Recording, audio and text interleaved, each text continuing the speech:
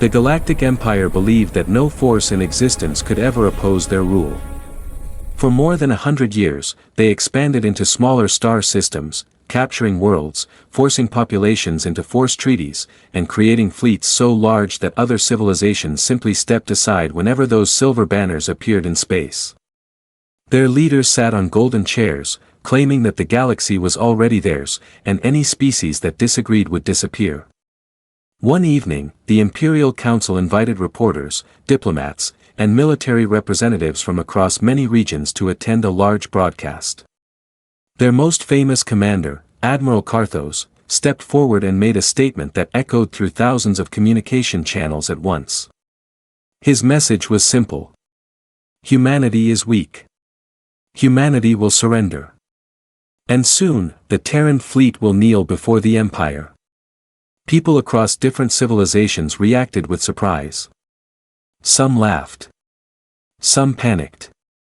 Others whispered in fear that the Empire was calling for war. Their entire galaxy had seen the Terran Fleet before, but only in peaceful supply routes and scientific missions. No one really understood how strong Earth's military truly was. But even with this uncertainty, one thing was clear to everyone: the Empire wanted humanity to answer this challenge. And humanity said nothing. The audience expected fear. They expected Terran politicians to rush into meetings. They expected soldiers to prepare weapons. But nothing changed on Earth. Schools opened normally. Workers went to their jobs. Spaceports continued sending cargo ships. Everything looked calm. That silence confused the Empire. Inside Imperial command rooms, officers discussed how humans were too calm. They believed humanity was ignoring them because of arrogance, and that made them furious. The Empire quickly released another message, louder and more threatening. Humanity must surrender their outer colonies within 48 hours. Failure to accept will lead to immediate action. Still, humanity did not reply. Across the galaxy, billions of spectators waited. News channels replayed the threats repeatedly. Expert analysts argued that Terrans must be preparing something secretly. Others believed humanity was afraid and trying to stall for time. But what humanity did was different. They simply observed. Inside Terran Command, high-ranking officers gathered in a dim, secure room. Charts displayed the Imperial fleet's movement across star maps. Their flagship, over 3,000 meters long, traveled through open territory, leading hundreds of escort ships behind it. A normal government would have reacted with fear. But Terran Command only nodded in silence. One officer wrote down notes. Another reviewed fleet patrol schedules. A strategist asked a simple question. Should we adjust formations? The commander shook his head gently. No. Let them arrive. That was the only decision made that night. During this time, civilian broadcasts captured something unusual on Earth. Humans were not worried. They were not running to bunkers or sending children away. Instead, people watched the news with calm expressions, as if the Empire's message was nothing more than background noise. Young students commented online, joking about how dramatic the Empire sounded. Workers returned home peacefully. No chaos, no fear, and no urgent announcements. To the Empire, this silence felt like disrespect. 2 days later, the Imperial fleet crossed the Helion Corridor, a neutral region that connected their space with Terran border territories. The Empire expected immediate resistance. They expected a defensive formation or at least an emergency warning. Instead, sensors on their ships detected absolutely nothing. Dark space. No activity. No warships. It was like humanity had abandoned the border completely. Commanders inside the Imperial flagship smiled confidently. This will be easy, one general said. This will be fast, another answered. But far away on Earth, Terran Command finished its quiet evaluation. Their commander stepped forward and gave the first official response in 3 days. The message contained only 3 words. Let them come.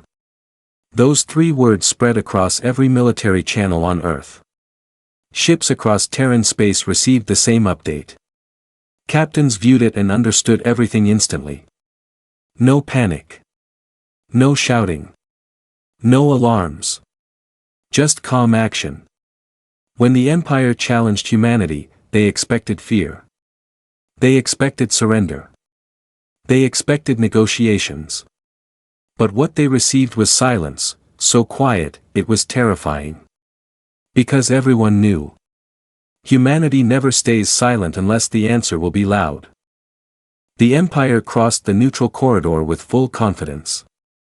Their ships spread across space like dark metal clouds. Hundreds of Imperial cruisers formed spear-shaped formations, escort carriers drifted alongside, and at the center moved their flagship, an enormous vessel coated with armored plating and Imperial markings. Their fleet's presence was heavy, loud, and arrogant. When their sensors confirmed entry into Terran-designated space, the Empire broadcasted again. The message echoed through star networks. Terrans, we have arrived. Submit now, and your planets will remain intact. It was not a suggestion. It was a threat wrapped in royalty.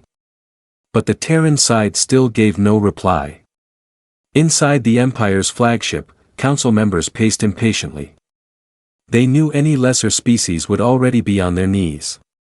Yet humanity remained silent, quiet, steady, difficult to read. Perhaps they are frozen in fear, one advisor suggested. No, Admiral Carthos replied. They are waiting for something. But even he could not explain what.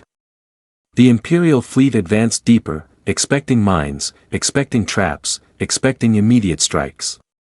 Yet nothing happened. For hours, space remained empty, no resistance, no signs of activity, no scanners detecting anything unusual. Even Imperial soldiers began to whisper. Why aren't the humans reacting? Where is their fleet? Do they not care? The tension grew. Then, at exactly 1942 Terran Standard Time, space changed. A sudden flicker of blue light began appearing at long range, small pulses, very faint. Imperial navigators paused, confused. Screens recalibrated but readings made no sense. Object detected. Object duplicated. Object count increasing. At first, they thought these were drifting signals or maybe sensor glitches. But the flickers grew clearer, wider, and brighter. Within minutes, objects began forming shapes. Not stars. Not debris. Not abandoned satellites. Ships. Human ships. Silent ships. Dark hulls. No engines glowing, no weapons active. They simply existed. They began decloaking one by one, first 30, then 50, then over 100 vessels appeared in front of the Imperial fleet. No transmission was sent from them. No battle formations were taken. No weapons pointed forward. They just existed, calmly. The Empire froze. Those are Terran warships, one analyst whispered. But, how long have they been there? Nobody could answer. They were not traveling in from behind, not jumping from hyperspace. They were already there, waiting. The Imperial Council demanded immediate scanning results. But the readings were strange. Every Terran ship showed shield levels above measurable ranges. Their armor signatures were dense, heavier than any known metal composites. Their reactors burned clean blue light without visible emission leaks. And strangest of all, none of them had standard signal beacons. They were there, and yet invisible. Carthos hesitated. This is not possible. Our scanners are the best in the galaxy. But it was happening. Before he could react further, Terran ships slowly rotated, aligning into a perfect formation without any engine flare, without visible maneuver thrusters. It was precision that made Imperial fleets look like rusty cargo lines. Then, a short human transmission finally arrived. Simple. Calm. Cold. Border confirmed. Identifying unknown visitors. Unknown visitors. The entire galaxy watching the live feed gasped. The Empire challenged humanity. And humanity pretended not to even know who they were. That was more insulting than any weapon. Imperial commanders shouted orders, forming attack wings, preparing strike cycles. They activated forward shields, charged cannons, armed railguns. They expected humanity to answer with similar aggression. But the Terran fleet did not move. Their formation remained perfect. Their engines remained steady. Their presence alone was terrifying. Then a second Terran message came. Proceed no further. 2 seconds later, a third. Final notice. No shouting. No rage. Not even hostility. Just finality. The Empire believed humans were bluffing. So Admiral Karthos pointed toward the nearest Terran formation and gave the order. Advance. Imperial thrusters roared, massive ships rushed forward. And humanity waited. Silent. Still. Unmoved. Because something was coming next. Something that would change the galaxy forever. When the Imperial fleet advanced, neural feeds across multiple systems went live. Millions watched, expecting humanity to panic. But the Terran ships remained still, aligned like sculptures of metal carved from starlight. Even when Imperial destroyers reached firing distance, the Terrans offered no motion. On the Empire's flagship deck, Admiral Karthos raised his arm and commanded the forward line. Fire. Dozens of powerful plasma beams launched forward, streaking through space like burning rivers. The energy blast struck the nearest Terran cruisers in direct hits. Impact indicators appeared across every screen. Then the readings froze. There was no explosion. There was no destruction. There was no burn mark. The Terran ship remained unchanged, every panel, every wing, untouched.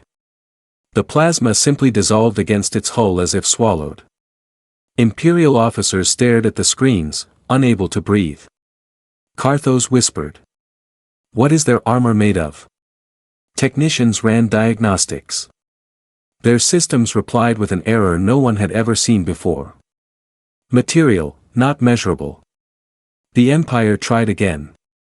A larger blast erupted from their heavy artillery ship. It hit a Terran dreadnought, direct center impact. Nothing happened. The dreadnought simply floated, cold and motionless, like it was bored.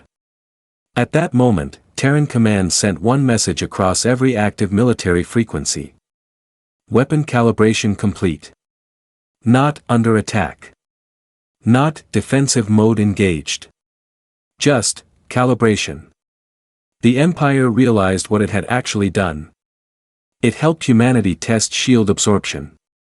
Another blast came from the Imperial fleet, stronger, desperate, angry.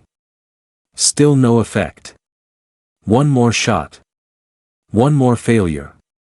Ships across the galaxy watched the live broadcast and began updating their threat levels. Human technology has surpassed all known categories. The Terrans finally moved. But not with engines. Their ships glided slightly forward as if space itself responded to them. Their formations sharpened. Light glowed under the armor and spread upward like awakening blue veins. Terran vessels began emitting low-frequency pulses. The sound was not heard through space, but felt like pressure against the chest. It was the sound of something alive, something conscious. Every Imperial captain felt fear. A final transmission from Terran High Command arrived. You crossed into our territory with weapons active. We return equivalent force. But their equivalent was nothing close to equal. Terran dreadnoughts opened a firing line, not chaotic, not rushed, mathematically perfect. One volley launched. Only one. Beams of compressed stellar energy struck 5 Imperial ships at once. No explosion. No flame. No debris. The ship simply vaporized like dust blowing into starlight. Instant deletion. Carthos could not speak. Then his second-in-command whispered. "Admiral." They did it with one shot. The Empire attempted tactical withdrawal, but Terran ships advanced, not aggressively, not chasing, simply stepping forward like someone moving a chair slightly. Another single blast struck.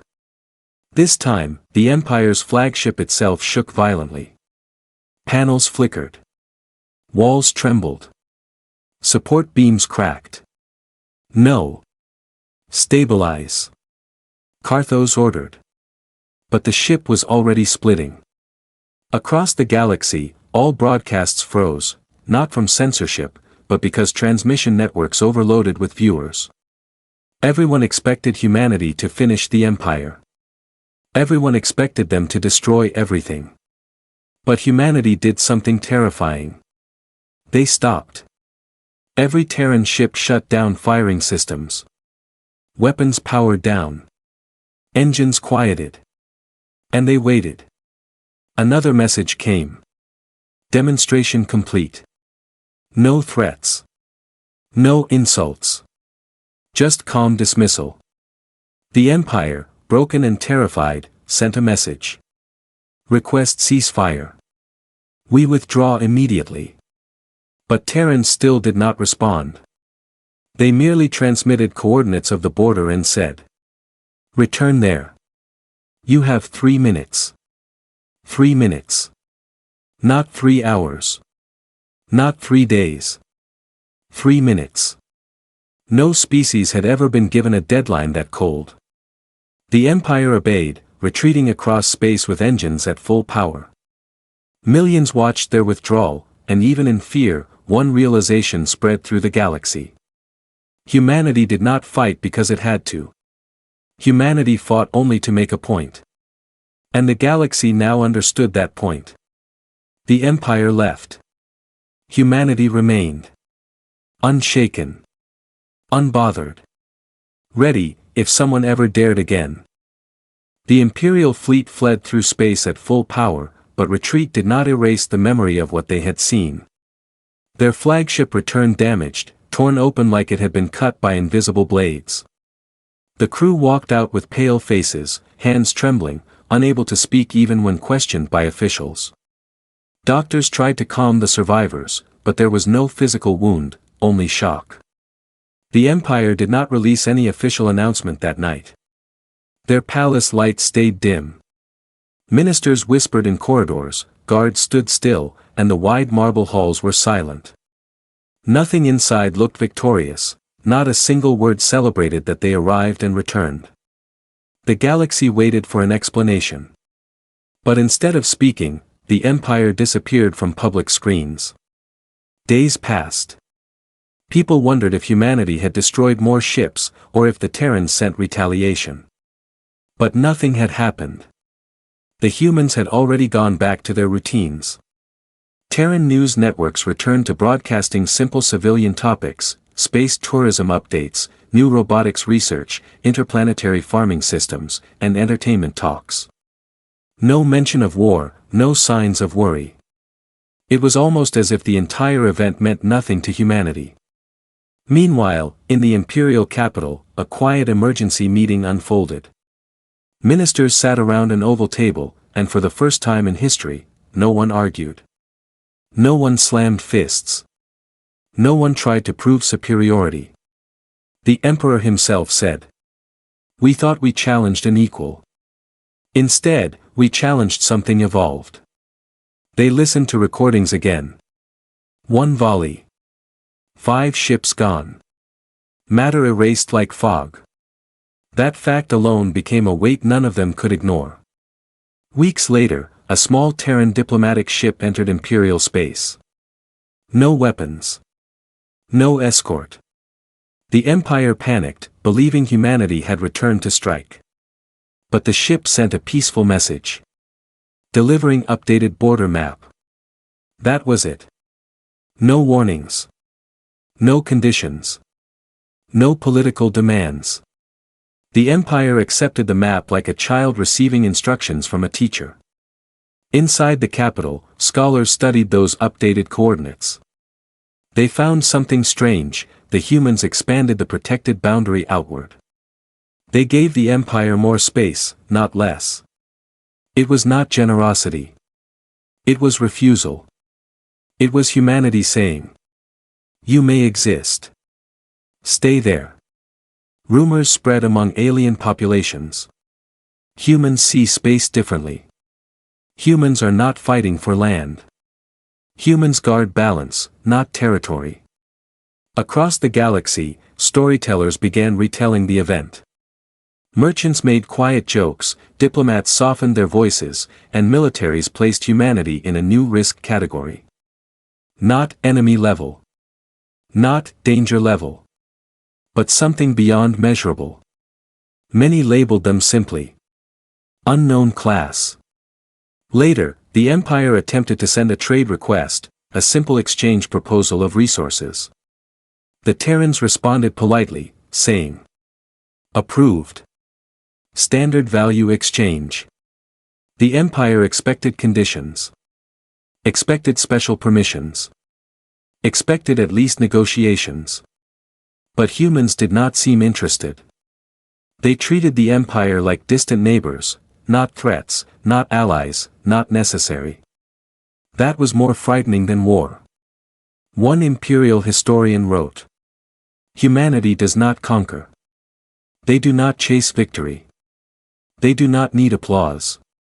They simply exist, and no force can push them." The last message related to the incident came from a Terran officer during a public interview. A reporter asked, "Why didn't humanity destroy the Imperial forces when you had the advantage?"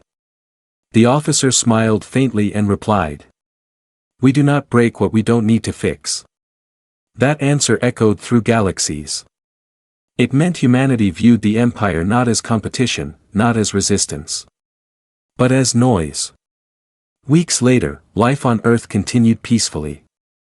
Researchers worked, schools ran, ships launched into the stars, and colonies continued building. Humanity returned to silence, not from fear, but from confidence. Because true strength never needs to declare itself twice. The Empire never challenged again. They only looked at the stars and remembered the moment when they faced Terran silence. And silence shattered them more than any weapon ever could.